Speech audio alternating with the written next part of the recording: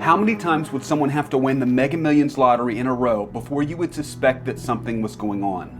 Once? Woohoo! Even once is lucky. Twice? Woohoo! Woohoo! It's starting to get pretty suspicious. 3 times? Woohoo! Woohoo! You would think it was rigged, I would think it was rigged, and guess what? It probably would be rigged. Keep that question in the back of your mind, because today we are going to be asking the most important question in human history.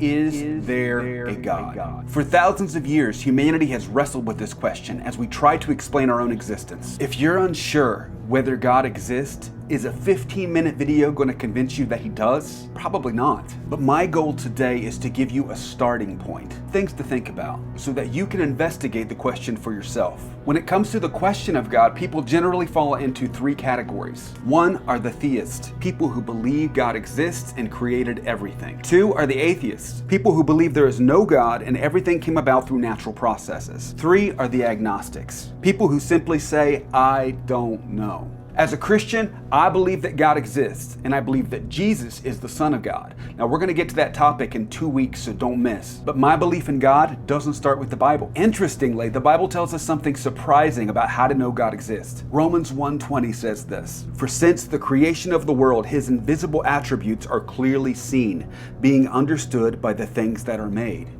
In other words, look around. Creation itself points to a creator. Psalm 19 says the same thing. The heavens declare the glory of God.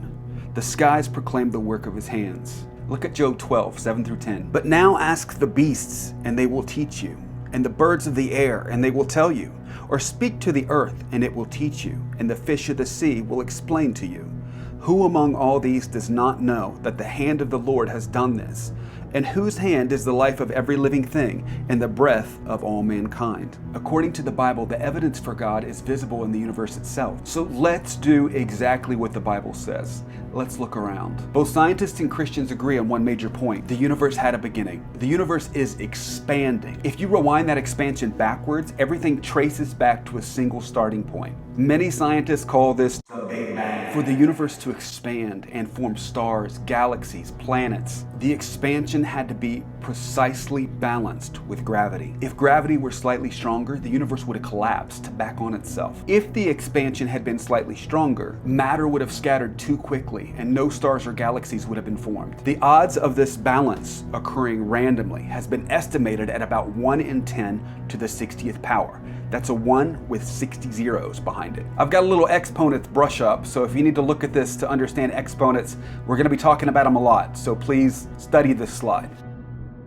For comparison, winning the Mega Millions jackpot 1 time, the odds of that happening is 1 in 300 million. 1 in 10 to the 60th power would be the same as winning the Mega Millions jackpot about 7 times in a row. Woohoo! Times 7. And that's just the beginning. Even if a universe forms, there are several other factors that have to occur in order for life to exist anywhere. Life can only occur in the right type of galaxy. Spiral galaxies like the Milky Way provide stable regions where life is possible. Then, a planet must exist in the right part of that galaxy, far enough from dangerous radiation near the center. Then, that planet must orbit the right type of star. Not too large, not too unstable, and not too short-lived. Then the planet must sit at exactly the right distance from that star. Too close, all the water evaporates. Too far, everything freezes. Astronomers call this the habitable zone. But that's not all. Large planets like Jupiter act as gravitational shields, pulling in comets and asteroids that might otherwise strike Earth. And Earth also has a moon at exactly the right distance to stabilize our planet's tilt, which stabilizes seasons and climate. When scientists study all of these combined conditions, the probability of this occurring is astronomically small. Some estimates place the probability of a life-permitting universe at about 1 in 10 to the 229th power. That's a 1 with 229 zeros behind it. That would be like winning the Mega Millions lottery 27 times in a row.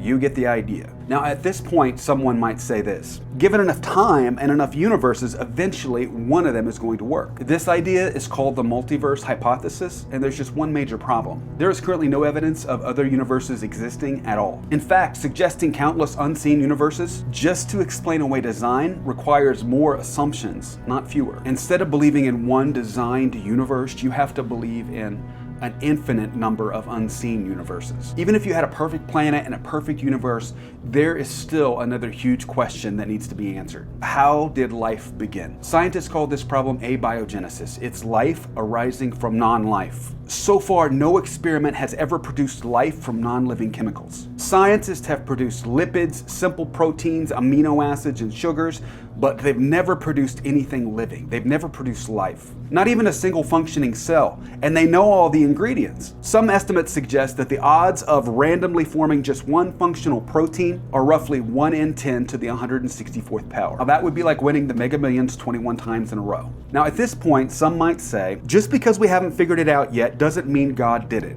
And that's a fair statement. Science continues to learn. But the deeper that scientists look into life, the more complexity they discover, which brings us to something inside every one of us, DNA. The average human body contains anywhere from 30 to 37 trillion cells. Every cell in your body contains about 2 meters of DNA. DNA functions like a digital code. Instead of the binary language of computers, zeros and ones, DNA uses 4 chemical letters, A, T, C, and G.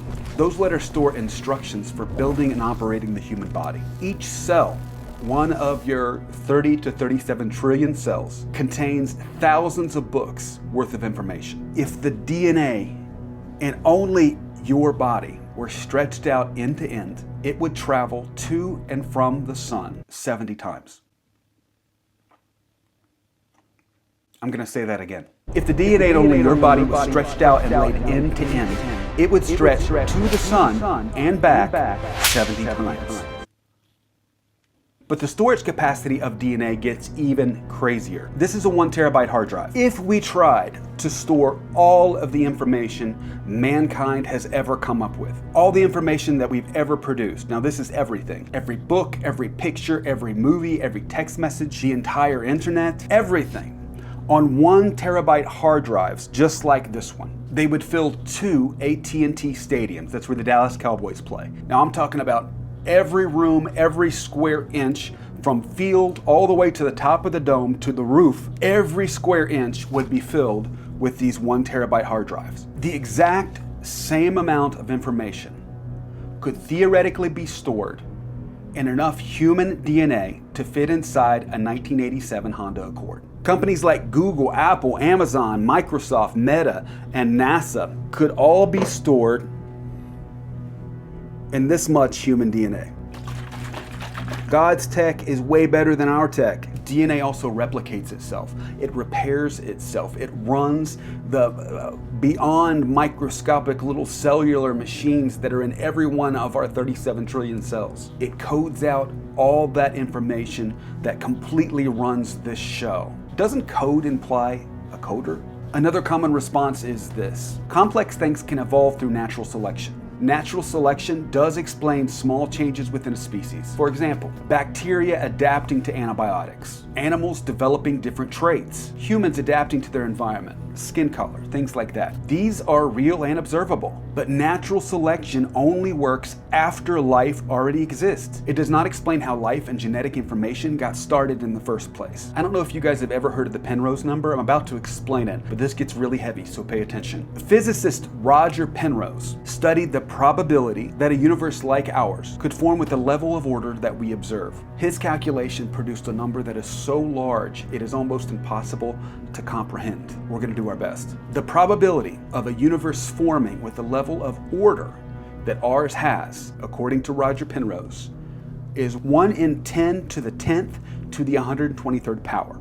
Now this is what the number and the exponents look like. The number is so large it cannot be realistically written out in full. Imagine this: if every atom in our universe, every atom in every person, every plant, every animal, every rock, every drop of water, every planet, every star, if every single atom were a piece of paper with 1 0 written on it, you would still need 10 to the 43rd power, that's 1 with 43 zeros behind it, entire universes full of atoms just to write the number. Another way to visualize it is with the Mega Millions lottery. Again, winning the Mega Millions lottery jackpot, you have a 1 in 300 million chance. Keep that in mind. The Penrose number is the equivalent of winning the Mega Millions lottery 10 to the 122nd times in a row. Now that's 1 with 122 zeros behind it. If you started winning the day you were born and lived to be 80 years old, in order for you to receive all of your winnings, you would have to win the Mega Millions lottery every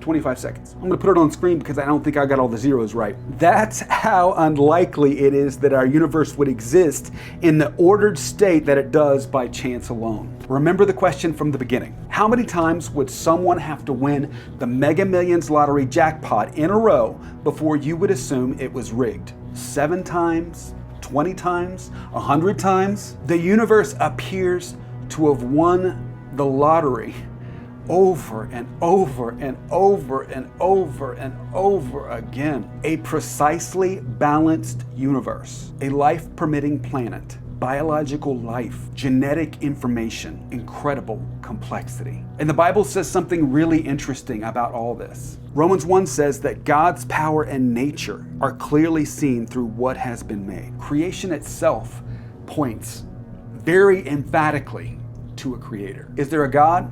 When we look at the universe, when we look at life, when we look at the incredible information found inside our very bodies, found inside DNA, the most reasonable explanation is the explanation that people have come to for thousands of years.